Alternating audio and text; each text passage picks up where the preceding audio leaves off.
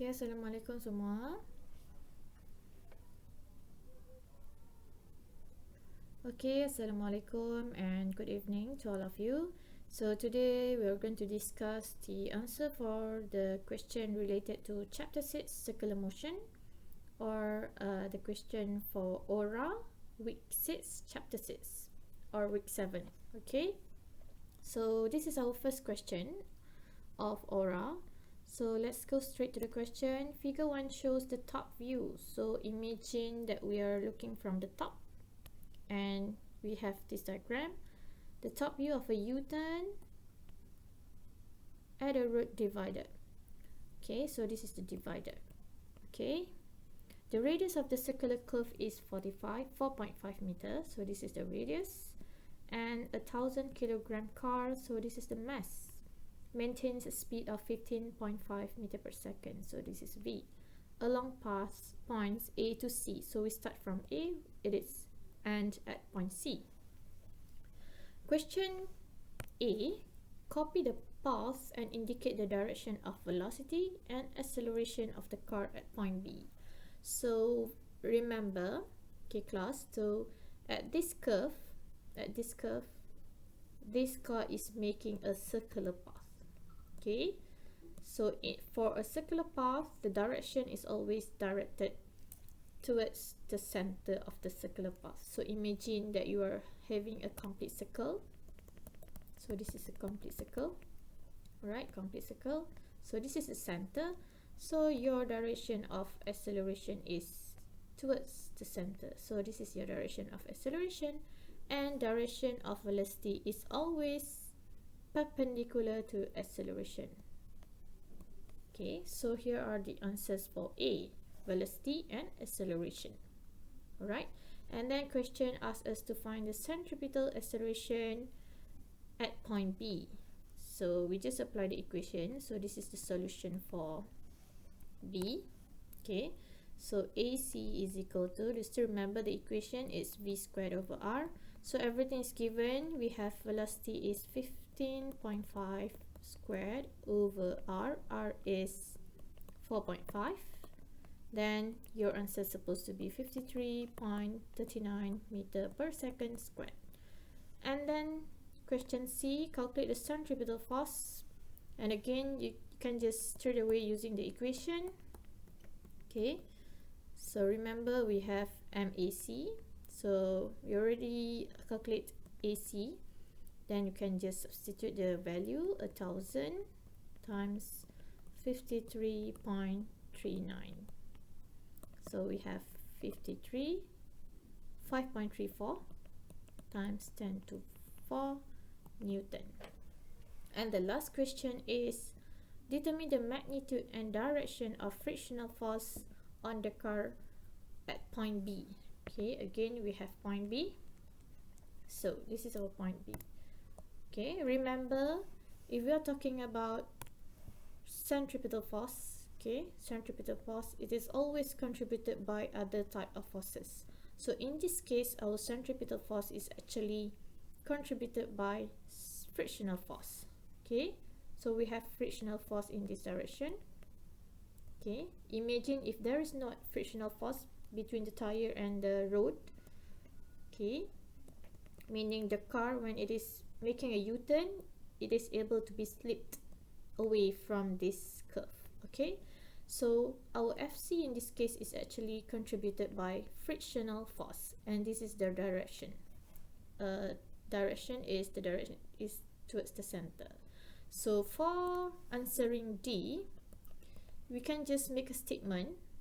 Is frictional force is equal to, it's supposed to be Fk because it is moving, Fc, and you can write down the same value. So this is our frictional force for this case. Okay, so this is for question number 1, aura. Okay, now we go to the second question. So the question is a 55 cm conical pendulum. Okay, and the bob revolves freely. The pendulum string makes an angle of 35 degrees to the vertical. So basically, if we draw the condition, so this is the string with the pendulum bob, and it makes an angle to the vertical. So we have angle 35 here, and we have the length of the string. And this pendulum bob is making a circular motion. Okay, so question number 1, sketch and label the free body diagram of the pendulum bob. So basically we need to draw the pendulum bob, the forces acted on the pendulum bob. So we have weight and only tension acted on the pendulum bob. So this is how we draw the free body diagram: tension and weight. That's all. Okay, then we go to the second question. Okay, the second question is to calculate the speed of the pendulum bob.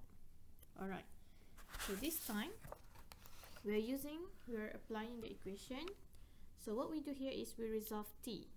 Okay, if we refer the free body diagram, so to solve the second question, okay, what we need to do, we need to resolve t. Okay, so we need to resolve t. So we have here t, and we have angle, right? Angle 35 is basically equal to this position, so this is our ty, 35 degree here, and this is our tx.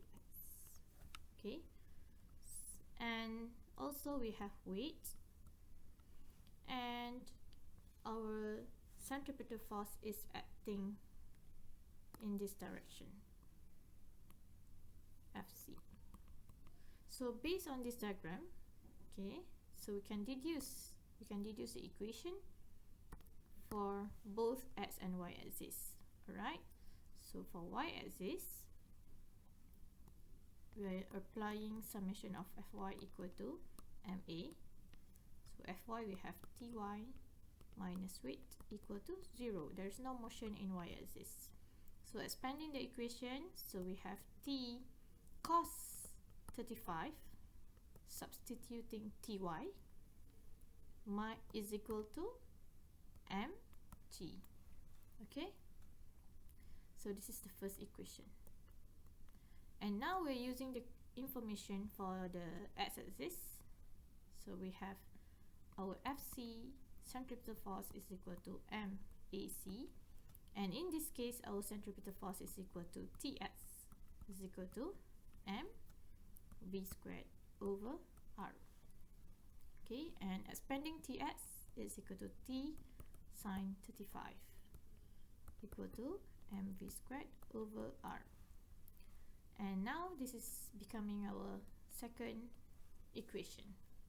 So what we do next is to simplify the case.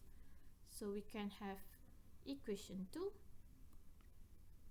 divided by equation 1. So writing the equation, T sine 35 divided by T cos 35 equal to mv squared over r times times mg. Okay, so please bear in your mind, you have to show this cancellation of these two equations, even though you have known that you can deduce a new equation here. Sine over cos is equal to tangent equal to v squared over rg. You cannot go straight away to this equation. When you solve the question involving conical pendulum, you cannot start your equation with this equation. You have to show all the steps. How do we get this equation? Okay? Alright, so now we have the equation, then we can answer the question. So we have v is equal to square root, rearranging this equation, rg tangent theta. Okay, and r is radius, and of course we need to find r using the equation of length sine theta. Okay, length times sine theta, tangent theta. Okay, again I'm going to show you how do we get this. So this is your string of your pendulum, L. This is your angle, 35 theta, and this is your radius. Okay, sorry. Okay, this is your radius.